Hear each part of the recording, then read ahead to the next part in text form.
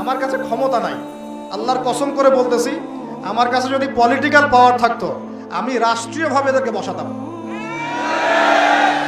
একদিকে ওলামায়ে কেরামকে বসাতাম, আর একদিকে এদেরকে বসাতাম, একটা একটা করে বিষয় দিতাম, একটা বিষয়ের উপর ধারাবাহিক মোনাজারা হবে এবং একটা লাইভ সারা দেশের মানুষ দেখবে, এবং সামনে কোনো কিতাবই থাকবে না, কিতাবেরই দরকার নাই।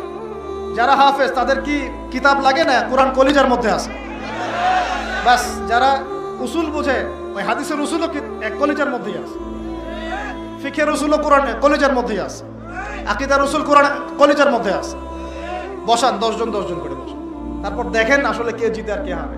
এত সহজ মনে করেছেন?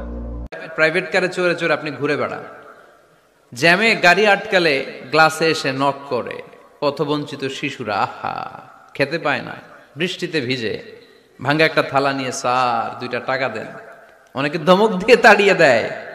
এই যে আপনি ধমক দিছেন, ওরে প্রাইভেট কারে বসাইতে পারে কে? আপনার হাতে ভাঙ্গা থালা দিয়ে রাজপথে নামায় দিতে পারে কে? এজন্য আল্লাহ বললেন, আমি দেয়ার মালিক, তুমি দাও, তুমি দিলে তোমার হাত আমি ভরে দেব। আল্লাহু আকবার। পরিচিত এক বোন আছেন, বোন বলতে আমার আপন বোন না, দুঃসম্পর্কীয়। উনি আমেরিকাতে থাকেন, অনেক বড় ব্যবসায়ী। ওনার বাসায় ভয়ঙ্কর অবস্থা মেয়েদের। মেয়েরা কোরআন তেলাওয়াত চালাইলে পাগলের মতো হয়ে যায়, কোনোভাবে সহ্য করতে পারে না, বলে যে বন্ধ করো এটা যেভাবেই হোক। এবং হাজার হাজার কোটি টাকার মালিক ওনারা, বাফেলোতে আমেরিকাতে থাকে। আমাকে বললেন, ভাই কি করা যায়? আমি রুকিয়ার অ্যাপ দিলাম, বলে যে কোনোভাবে তেলাওয়াত শুনতে রাজি না। আমি বললাম যে ওদেরকে যদি বেঁধে রেখে হলেও আপনি কিছুদিন শোনাতে পারেন, দেখবেন ট্রিটমেন্ট হয়ে গেছে। আমাকে গত সপ্তাহ না তার আগের সপ্তাহ যেন কয়েকদিন আগে আমাকে জানালেন যে ভাই আপনি না দেখলে বিশ্বাস করবেন না যে আমার মেয়েরা এখন এতটা স্বাভাবিক হয়ে গেছে যে কোরআন তেলাওয়াত শোনা ছাড়া এখন ওরা ঠিক থাকতে পারে না, কিন্তু প্রথম সহ্য করতে পারতো না। কোন পীর সাহেব, কোন খাজা বাবা কিয়ামতের দিন আপনার আমার উপকারে আসবে না, আসবে না, আসবে না।